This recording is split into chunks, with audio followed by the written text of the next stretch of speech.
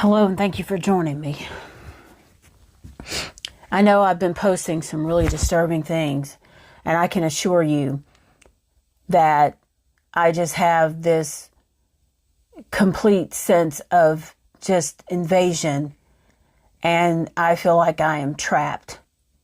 And I don't know how I can get out of this, short of an attorney that believes me and who's willing to dig and see what is really at work behind all of this, because I 110% believe this is state-sanctioned violence. And I think that these people know it. And because he's a police officer and because they're in way too deep, that they're not going to help me. They're just hoping it all goes away. And he's trying to make sure it goes away. Do you understand what I'm saying? I had asked last year, I try to get a TPO, because I want to tell you again that I am not suicidal. I am not crazy as they want to paint me so that they don't have to do anything. And I know I've been on here screaming and carrying on, but wouldn't you?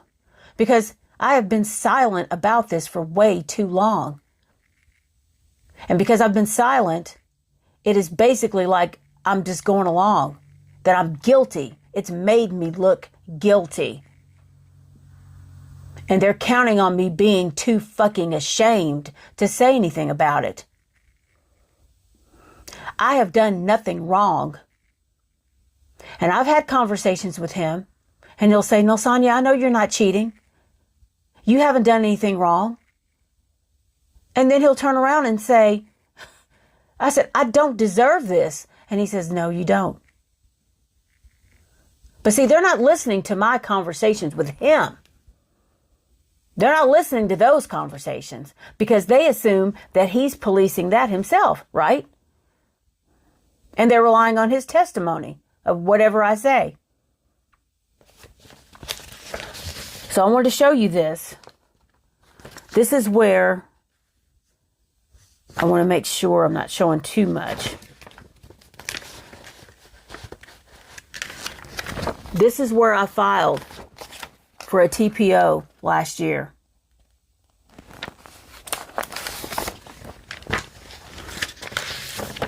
And the judge denied it. And what's so interesting about it is, and I asked for protection for my 3 cats as well. And this was September 15th that I submitted this paperwork. And then also on September 15th,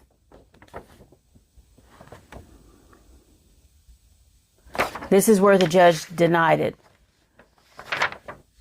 I can't understand the writing. So fails to meet elements of stalking, according to the court. And this is Christy. Judge Dunkelberger is designated to temporarily perform certain judicial functions of the Superior Court of Fayette County. However, execution of this order does not constitute an assignment of this action to Judge Dunkelberger, and a review therein shall occur only before the assigned Superior Court judge.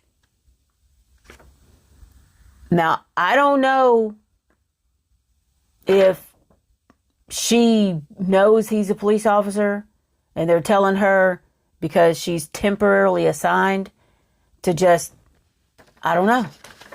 And she could have just been like, who cares? He's not stalking you. And because technically he isn't, right? If there's an administrative subpoena in place, then it would be designated as overreach, not stalking. See how this fucking works? I mean, it's absolutely diabolical.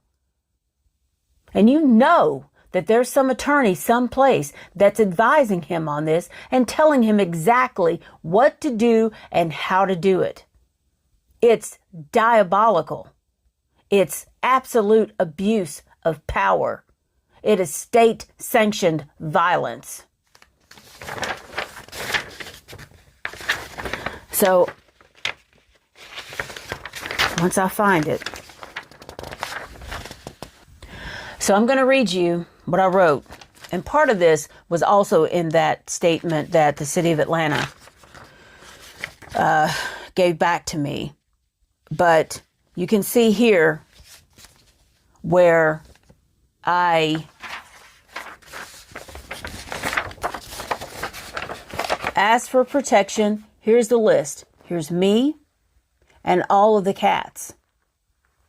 Because I know last year, I think he tried to kill Bit, and she barely made it. She had pneumonia, aspiration pneumonia, and she had this wound on her chest that was just crazy. And I ended up having to take her back later, and they had to clean it out and close her up. She was extremely sick, and it just didn't make any sense what happened to her. And Sparky is injured now. And see, and this is how he gets me out of the house. More on the Sparky thing here in a minute. And I'm going to read you this fairly quickly. September 11th, 2025. On Monday, May 19th, 2025, myself and Jeffrey Holbrook agreed to swap zero-turn mowers, and he was going to take mine to get it repaired. As I was locking the gate, I saw him adjusting the deck dial and assumed he lifted the deck, to put it on the trailer. I agreed to a race as there was an ongoing debate about which mower was faster. His is also a Cub Cadet. On the way down the concrete driveway, I could feel the deck scraping the ground. If I had hit a bad spot or some large cracks this high coming back up the driveway, I would have been thrown off the mower because I wouldn't have been ready for that. I also have several screws and rods in my lower back. I am scared to think of what could have happened. I cut my contact with him to an absolute minimum following that incident. Now,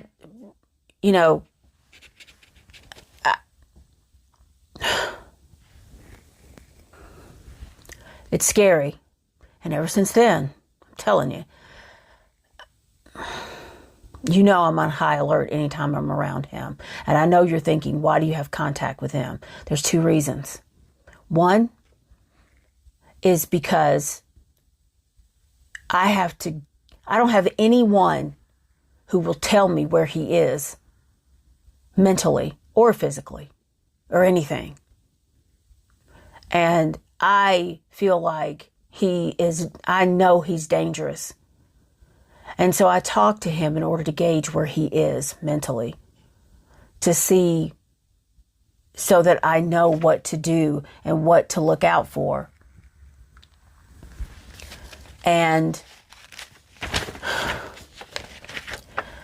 I also maintain some contact because I'm afraid of what he will do if I don't. Because he has spent 25 years keeping up with me. You have to understand that. And these last several years, he has had so much information given to him because he's got all of these people reporting to him, the private investigator, the police, and everything. Because as I stated before in the previous video, I believe that there's an administrative subpoena in place. So in July, I noticed unusual activity on my deck and porch on several different occasions. Keep in mind, and I didn't really want to say this, I have since then, but somebody shit on my deck. Yeah. They turned the fan back on. The bird feeder had been tampered with, and some items had been moved when there was no wind. Just nitpicky little shit that you can't complain about, right? But enough for you to know that I've been here. One day I noticed that small animal bones had been left on the deck rail opposite the window with the cat door. And I submitted a picture, Exhibit 1. This is the weakest point of the house. I felt threatened and that these activities were to intimidate me. Coupled with the threatening individual I encountered at Target in Peachtree, Georgia on September 4th, 2025, I felt the situation had escalated. Keep in mind, I'm writing this September 11th. Here's a picture of the animal bones that were left on my deck rail. This is what they would term symbolic violence, as well as dead birds, dead owl out there,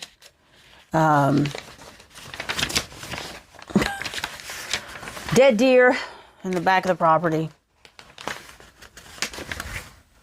Now, for some reason, this did not get stapled back together when maybe I left this out of the complaint, or when I went to the city of Atlanta and filed a complaint with Internal Affairs and they made copies. For some reason, this picture was not back in with this group. I don't know. I'm not going to say what the implications of that could be. But here's the picture of this man that acted in a very threatening manner in Target.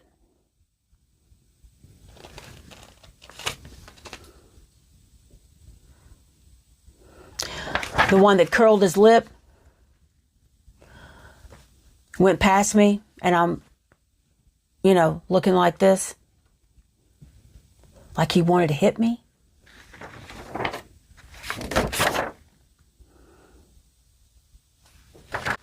I have reason to believe that could be the private investigator that I filed a complaint on. Possibly. Coupled with the threatening individual that I encountered at Target in Peachtree City, Georgia on September 4th, I felt the situation had escalated and that I am in imminent danger. This was Exhibit 2, and it wasn't stapled back in here. I don't know.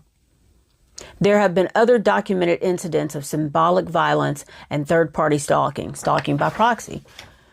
I am using the following exhibits to illustrate that Jeffrey Holbrook, who is an officer with the Atlanta Police Department, is stalking by tracking me, monitoring my calls, emails, and text messages. Early this year, I received a text message from Lieutenant Charles with the APD and other messages on 3 different occasions over the course of this year. And that was Exhibit 3. And you've seen these text messages from Lieutenant Charles and the group chat. You've seen those in a different video. On Wednesday, August 20th, 2025, I was added to a group chat that appeared to be intended for retired officers still working for the APD. And this was Exhibit 4. You've seen those. The certificate that someone sent to say that he had completed the training. This activity indicates the phone is compromised and most likely either SIM cloned or SIM hacked. Items 5A, 5B, and 5C illustrate how my phone is set up with my carrier. The significance of this is noted on each page. As referenced in 5C, the following paragraph explains BLE technology. Now, I don't know. I'm not a tech person, but one of my phones, and there's 2 on the account. The other one's an S23 Ultra, the other one's an S24, and one of them is described as being a BLE. Now, when I've talked to Verizon about this, she just says, customer service just says, oh, well, that's just the model name. It's blue. My phone is not blue. It's not blue. And it could just be a model number. And you can see here,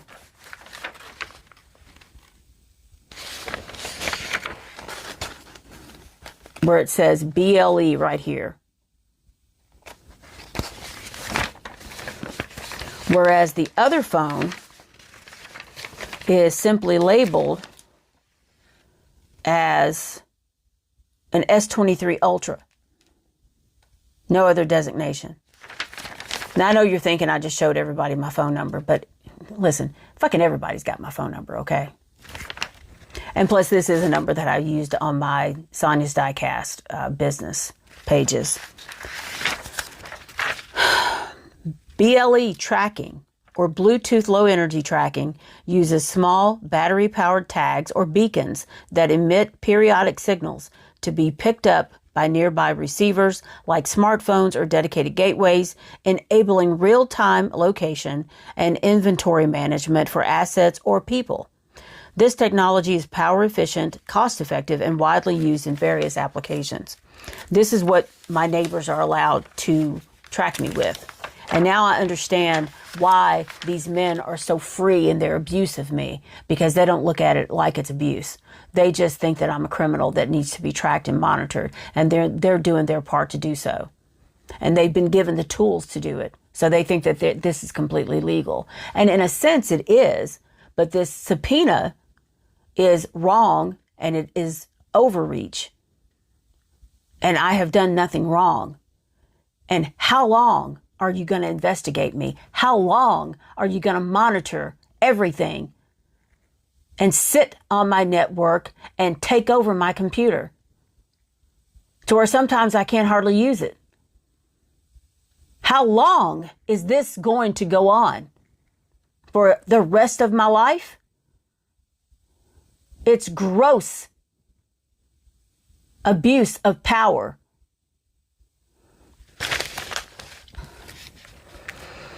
This is used from construction to healthcare for tracking equipment, tools, and staff within indoor environments. Exhibit 6A, 6C further demonstrate there is some type of integration with my phone and that of Jeffrey Holbrook's. Please be advised that I have had my own cell phone account since 2019, and to my knowledge, he has never had access to my phone because I purchased it after I moved out, August of 2022.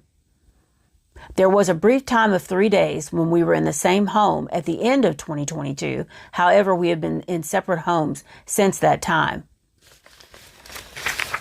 And here, if you'll notice at the top,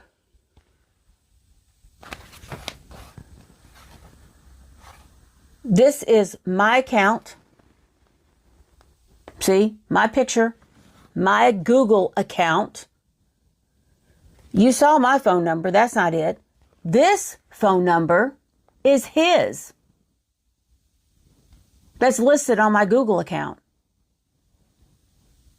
And there's somewhere in the phone, and Verizon showed me this a few years ago, and the guy almost told me something, and the woman next to him kicked him and was like,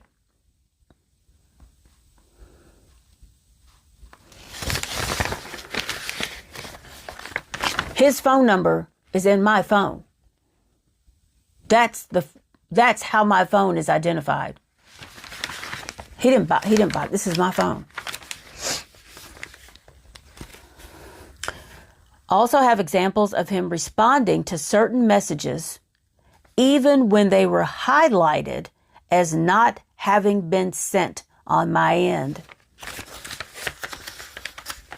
And I don't think I included that in here because it was hard to do because of the highlighting. It's hard to show it like in black and white. So I could see in my phone where I would send him a message and it would say the message wasn't sent, but he responded to it. Nobody's interested in that, are they? No big deal. Because of this, more than likely, administrative subpoena, he's allowed to do that. For how fucking long?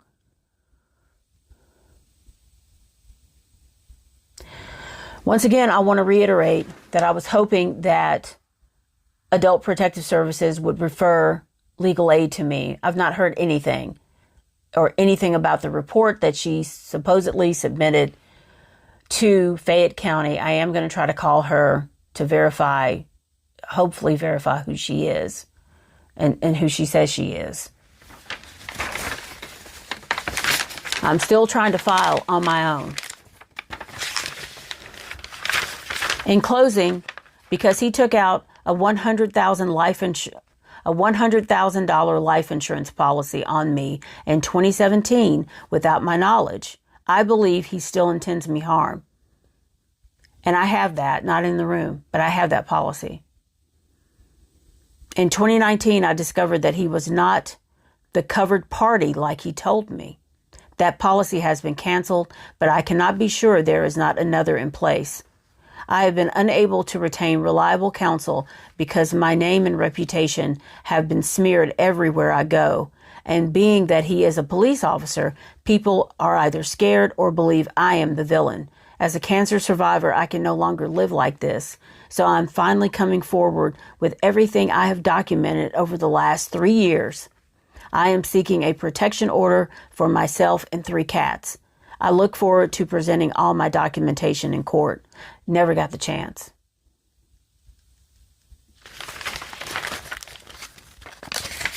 It's almost as if they hope I die. So in case you were wondering, if I actually did file for a TPO, this is it.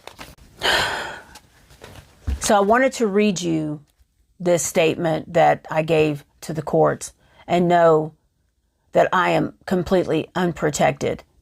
And that is why they just come in the house. That is why they just pick the locks on everything, including my refrigerator. So you understand what he's able to do here. And you know what they'll ask you? Did you see him poison it? What chance do I have of proving that these people are coming in my house and this is happening? Because they are professionals. They're professionals.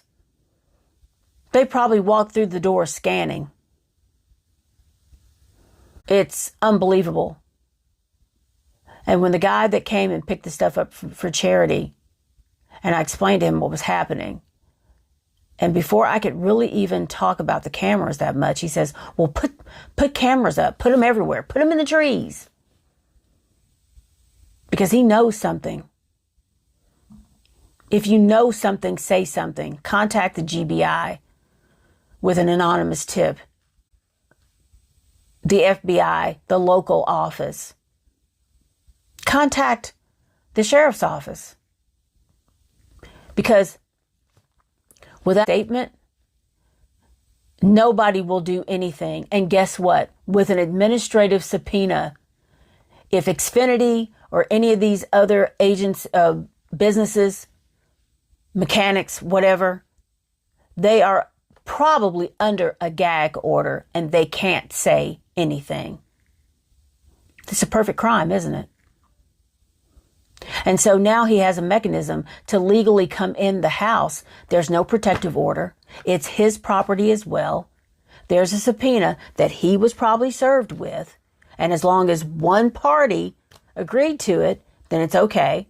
And especially because he's a police officer, I believe they are letting him conduct his own investigation. And not only that, he legally can come in here and poison me. It's the perfect crime. And then when I get sick and I start talking about poison and this, that, and the third, you know, the hospital, you know, he will say she's crazy. And on top of that, they'll just say she died from cancer. Somebody,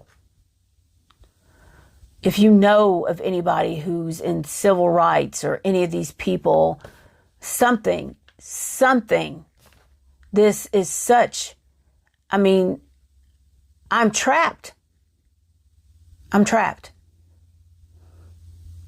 And I also believe that he was going to keep me from flying. Because when I went to that concert, and you've heard me talk about this, the driver asked me, what airlines do you use when you travel?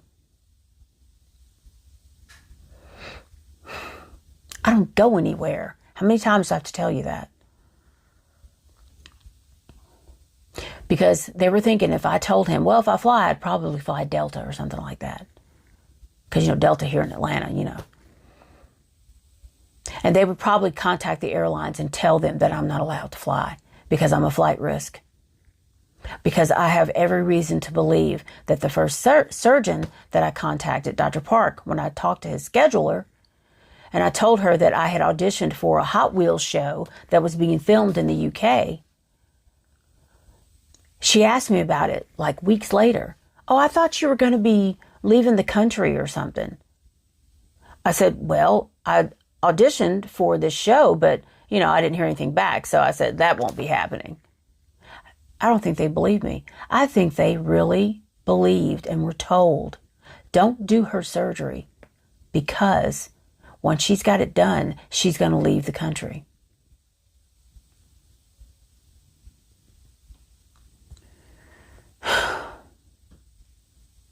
Y'all, I need help.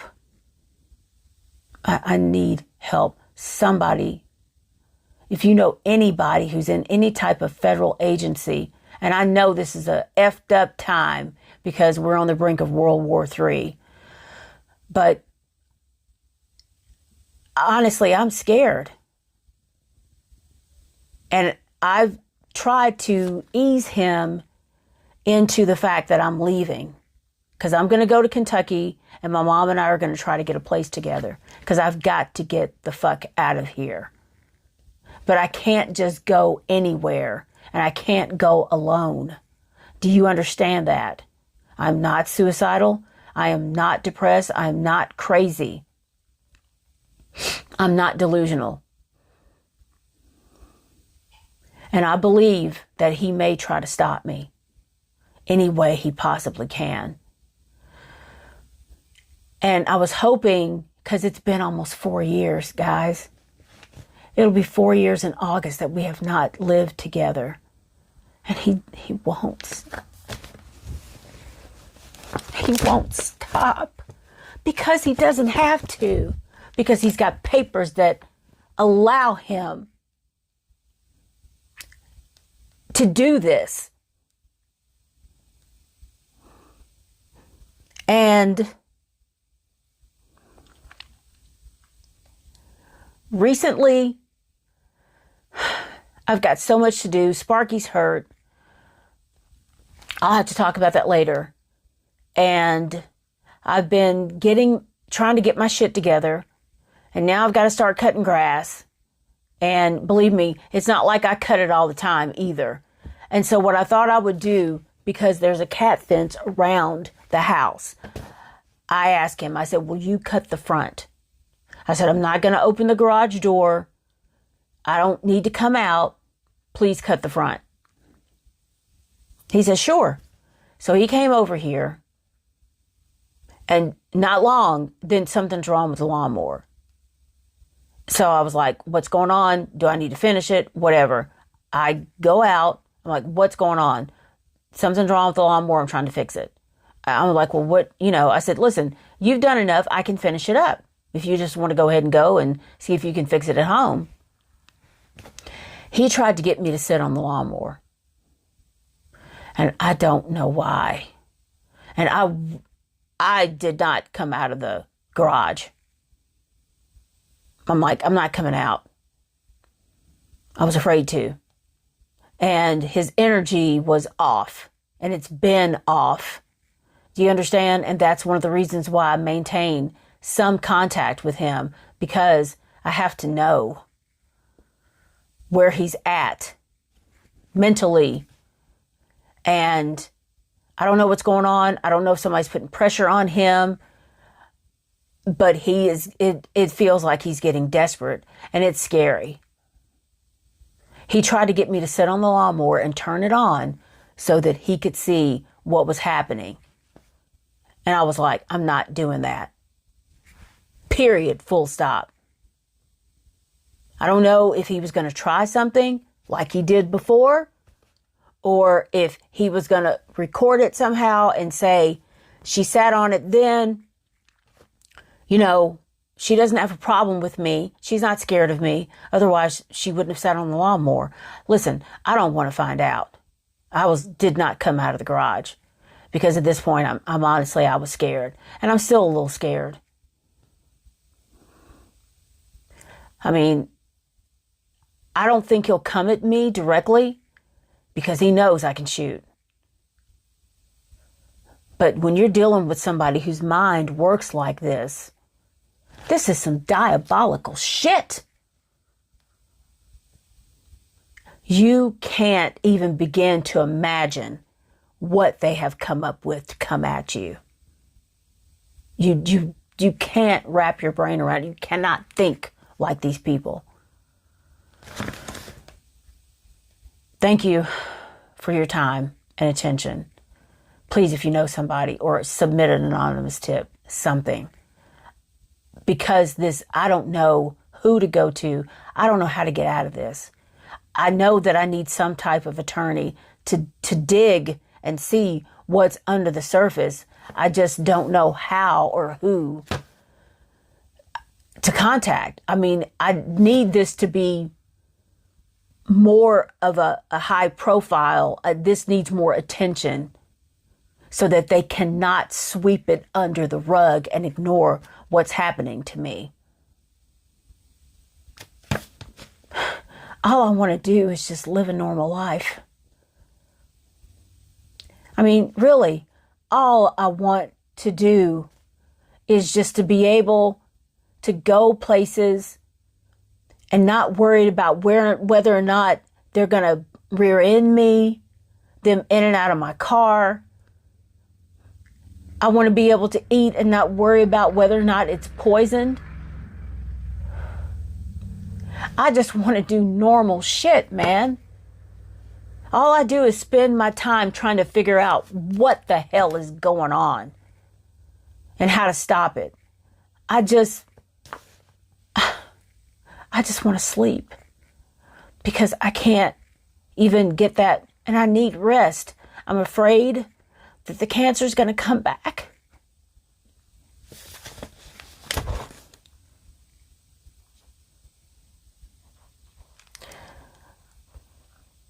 Thank you for watching.